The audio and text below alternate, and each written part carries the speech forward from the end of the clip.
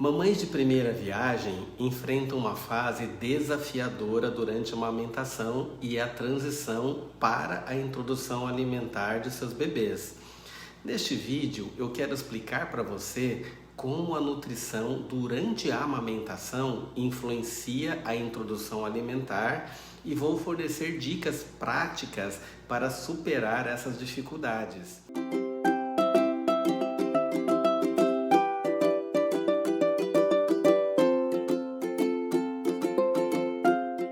Eu sou o Dr. Vinícius, pediatra com experiência de mais de 30 anos de prática no consultório e ajudo mamães de primeira viagem a realizarem a introdução alimentar com muita praticidade, variedade de sabores e livre de confusão.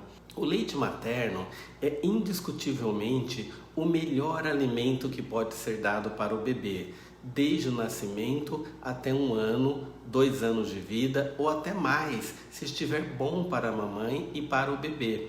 E é muito legal, porque quanto mais se estuda sobre a composição do leite materno, mais ficamos impressionados como ele é um alimento perfeito. Na verdade, não poderia ser diferente, porque apesar de nosso desenvolvimento, ainda somos mamíferos. E como todo animal mamífero, o leite da mãe é o melhor alimento para seu filhote, porque cada mamífero produz leite com a composição específica para a sua espécie, com a quantidade de proteínas, gorduras, carboidratos, vitaminas e minerais adequados especificamente para seu filho. Por isso, o melhor leite para o bebê é o leite materno, e não o da vaca, nem da cabra, nem de soja ou de arroz, que nem leite são. E o aleitamento materno é recomendado desde os primeiros minutos de vida, lembrando que ele deve ser exclusivo até em torno de 6 meses de idade. A partir daí entram os alimentos sólidos, mas o leite materno continua sendo o principal alimento até 1 ano de vida. Depois de 1 ano de idade, os alimentos como frutas, leguminosas, proteínas animais, carboidratos, legumes e verduras passam a ter maior importância, mas o leite materno continua sendo um alimento relevante e necessário. E os benefícios da amamentação são inúmeros. Primeiro, para a própria mãe. Sim, a mãe tem inúmeras vantagens ao amamentar. Amamentar na primeira hora de vida do bebê estimula a produção de um hormônio chamado ocitocina, que ajuda na contração do útero após o parto, diminuindo o risco de sangramentos. A amamentação por 6 meses ou mais diminui a chance do risco de câncer de mama, um dos cânceres mais comuns em mulheres. Estimula a interação mãe-filho, promovendo a afetividade, o carinho, a segurança e o amor para o bebê. Está disponível a qualquer momento, não custa nada, nem exige preparos especiais. E para o bebê? Aí então a lista de benefícios parece não ter fim. Além de transmitir segurança, afeto, carinho e amor, o leite materno supre todas mesmo as necessidades nutricionais do bebê. Nem água precisa ser oferecida para o bebê, pois nos dias mais quentes ele mamará mais e obterá mais água desta forma. A composição de nutrientes é espécie específica. Isso quer dizer que cada mamífero produz o leite ideal para a sua cria. Ele diminui as chances de alergias futuras, como asma, rinite e dermatites. Diminui a chance de obesidade infantil. Protege de doenças infecciosas, principalmente as gastrointestinais. O leite materno varia de sabor conforme a alimentação da mãe, e isso vai facilitar no início da introdução alimentar, fazendo com que o bebê aceite mais facilmente sabores diferentes. O leite materno tem ácidos graxos ômega 3 e ômega 6, que estimulam o desenvolvimento cerebral e ocular. Existem estudos que mostram que adolescentes e adultos que foram amamentados têm um QI mais elevado. Olha que bacana! E a lista de benefícios não para. Vamos falar um pouco sobre a alimentação da mãe durante a amamentação. A mãe que está amamentando deveria se preocupar muito com a qualidade de sua alimentação, pois o leite terá moléculas de tudo o que ela ingerir, mudando o sabor deste leite. Por exemplo, se a mãe adora comer doces e o faz de maneira exagerada, comendo todo dia, seu leite ficará com sabor mais adocicado e isso fará com que o bebê tenha tendência a gostar de alimentos mais doces no futuro, já estragando o paladar da criança. Vamos falar sobre isso mais para frente neste vídeo. Alimentos ricos em ácidos graxos ômega 6 e ômega 3, presentes em alguns peixes como salmão, atum e sardinha, nas sementes como sementes de girassol, chia, linhaça e em óleos como canola e girassol, passam para o bebê e estimulam o desenvolvimento cerebral e o desenvolvimento dos olhos. A mãe e a família como um todo serão exemplos de alimentação para o bebê. Portanto, uma alimentação equilibrada, com frutas, legumes, leguminosas, peixes e proteínas magras, já desde o aleitamento materno, ajudará no início da introdução alimentar, pois os adultos servirão de exemplo para a criança em crescimento. Não dá para querer que a criança coma aquele prato colorido e o resto da família comendo lasanha congelada. Não dá, né? No contexto da amamentação, a água é fundamental. É necessário que a mãe tome vários litros de água durante o dia, principalmente nos dias mais quentes. E vale a pena lembrar que para produzir leite, além de tomar muita água, a mãe precisa descansar. Portanto, a ajuda da família, a tal rede de apoio, é fundamental. Por isso, não existe qualquer comprovação científica que determinados alimentos possam aumentar a produção de leite ou causar cólicas no bebê. Café, feijoada, laranja, chocolate, leite de vaca, carne de porco são alimentos frequentemente implicados como causadores de cólicas. Mas o fato é que isso não tem comprovação científica e a eliminação de muitos alimentos da dieta materna pode causar desnutrição nessa mãe. Nesses casos, podemos usar o bom senso. Se a mãe tem certeza que determinado alimento causa cólicas no bebê, então ela deve evitá-lo, mas não ficar ouvindo a comadre ou a vizinha, ok?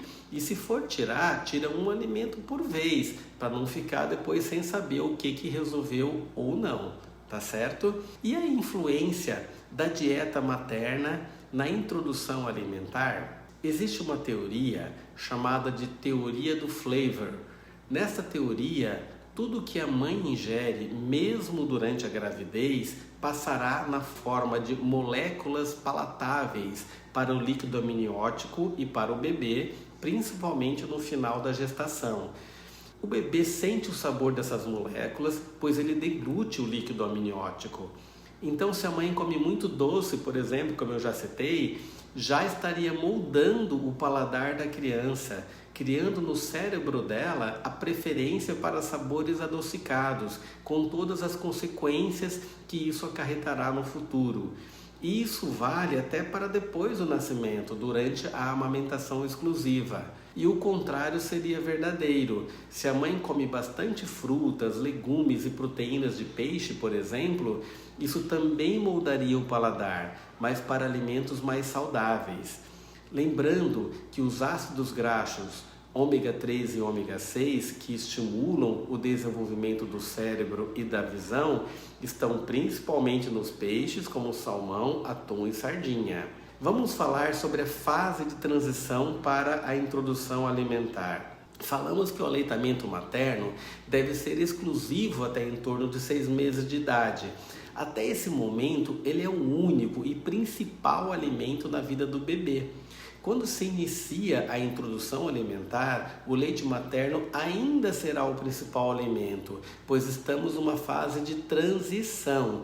E essa fase de transição vai, em média, até 1 ano de vida ou um pouco mais. Não há rigor de horário, nem de quantidade de comida, pois pode acontecer de o bebê não comer em boa quantidade no início, e o leite materno complementar os nutrientes e calorias necessárias. Com o passar dos meses, naturalmente vai se criando uma rotina de horários de alimentação e pouco a pouco o bebê vai se adaptando a ela. A partir de 1 ano e meio, o leite materno passa a não ter mais os nutrientes e principalmente as calorias necessárias para a criança que se encontra no estirão de crescimento.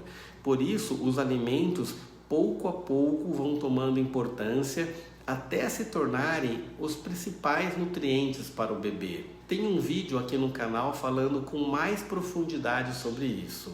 Para a mamãe que amamenta e tem que trabalhar e pode levar o bebê junto, o aleitamento materno fica muito prático, pois essa mãe pode encontrar um local tranquilo e amamentar.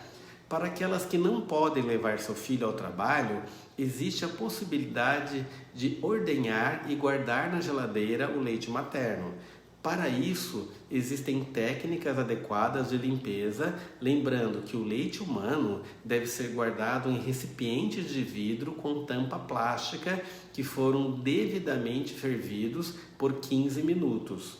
O leite pode ser guardado na geladeira por 12 horas, sempre na parte mais de trás e nunca na porta da geladeira. E se for congelado no freezer ou congelador, pode ficar guardado por 15 dias, segundo o Ministério da Saúde. Existe um protocolo diferente nos Estados Unidos que considera que o leite pode ser congelado e armazenado por até 6 meses. Mas neste caso, deve haver termômetro no congelador ou freezer e a temperatura deve ser de menos 18 graus ou menos ainda, o que normalmente não acontece nos nossos congeladores, que vão até menos 3 ou 4 graus ou até menos 10 graus no máximo. Podemos falar sobre isso mais detalhadamente num próximo vídeo. E ainda há a possibilidade de dar fórmulas infantis, caso a mãe não esteja amamentando ou não consiga ordenhar e armazenar leite suficiente. As fórmulas infantis são classificadas para cada idade. Fórmula infantil de partida, indicada de 0 até 6 meses, fórmula infantil de segmento, de 6 meses até 1 ano de idade, e fórmulas infantis de primeira infância, de 1 até 3 anos.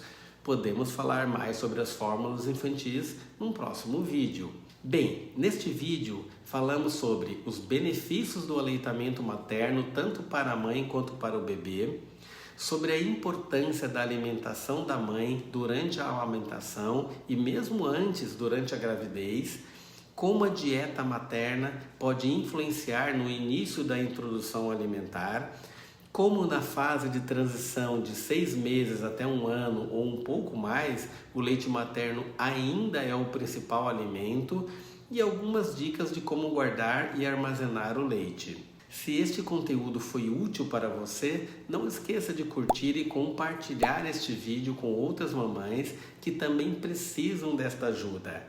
E se você deseja saber mais sobre os benefícios da amamentação, escreva aqui nos comentários. Eu quero!